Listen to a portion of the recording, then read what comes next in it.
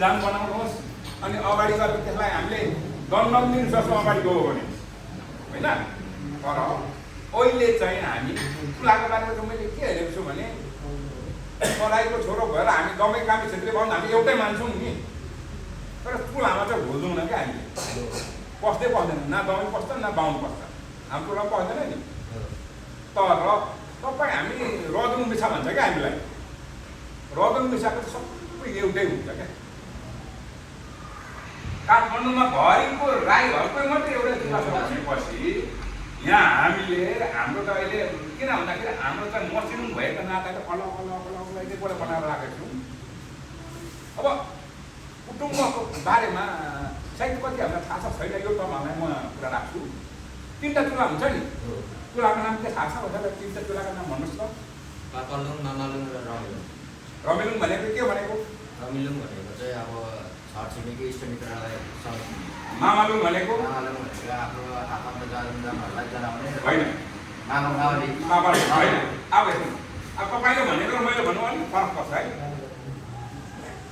रमिलुङ भन्नु ठिक छ, त्यसलाई बाहुलुङ पनि भन्छ, बाहुलुङ दाहिने हात बायाँ हात दाजुभाइ। अनि जो हामी समिति भन्छौँ नि, अब त्यता जानु पर्छ। समिति भनेको के हो हाम्रो भाषामा के भन्छ? समितिलाई वाक्तुङ भन्छ क्या, वाक्तुङ भन्छ। अनि जो घरमा कार्य हुन्छ त्यो चाहिँ अब त्यहाँको मुख्य मान्छे हो नि, भनेपछि उता राजा भइहाल्यो। तर त्यो मुनि काम चलाउनेलाई चाहिँ के भन्छ भन्दाखेरि हि तुङ, त्यहाँ सबैभन्दा ठुलो नेक्स्ट कोड। अनि त्यसको मुनि सबै लेखनवासी लिएरको हिसाब किताब कहाँका त्यो हुन्छ नि साई दिने त्यहाँको काम हुन्छ छियो तुङको काम। यस्तै गर्दाखेरि चुलाको बारेमा मैले आखिरी फर्केको भएँ। सुक्तुलुङ मेरो मचिलुङ छ, मेरो नाम छ, मेरो एउटा चुला अगाडिपट्टि आयो है, दाहिनेपट्टि आयो बाहुलुङ, तपाईँले रमालुङ भन्नुभयो, रमिलुङ भन्नुभयो, दाजुभाइको अधिकार छ त्यो चुला। अर्को भन्छौँ नि तपाईँले मामालुङ, मामालुङ भने छैटुलुङ हो क्या। छैटुलुङ भनेको त्यो बायाँपट्टि छ, त्यो छोरी चेलीको अधिकार छ। अब हाम्रो त्यो के भन्छ भन्दाखेरि एउटा पूजा बसाउँछौँ ठुलो दाखला पिक्ला भन्ने सुरु भएको छ, सुरु भएको छैन दाखला पिक्ला भन्ने दाजुभाइको हुन्छ नि। त्यति बेला चाहिँ दाजुभाइको मात्रै नभएर केही दिन चाहिँ छोरी चेलीको घरमा आगो पुग्नु हुँदैन र छोरी चेलीको खरानी चुलामा लगाएर गाँठ चिन्ता राख्नुपर्छ। एउटा चुला चाहिँ छोरी चेलीको, त्यसलाई चाहिँ छैटुलुङ भन्छ। लुङ भनेको त ढुङ्गा भएर छैटु भनेको छोरी, सुक्तुलुङ, बाहुलुङ, छैटुलुङ। त्यसले गर्दा चुला भनेको हामी समग्रको सबै एउटै, हाम्रो सबैभन्दा ठुलो मन्दिर।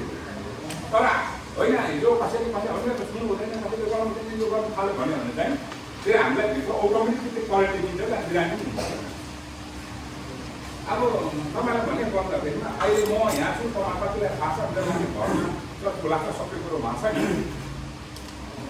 अब पाछा मेरो होइन सोनाम छ, अब भाइ बस्नेको अब भन्छ होइन, त्यो के अरे तेजबहादुर हो बस्छ, तर मलाई कोही उसँग बारेमा छैन।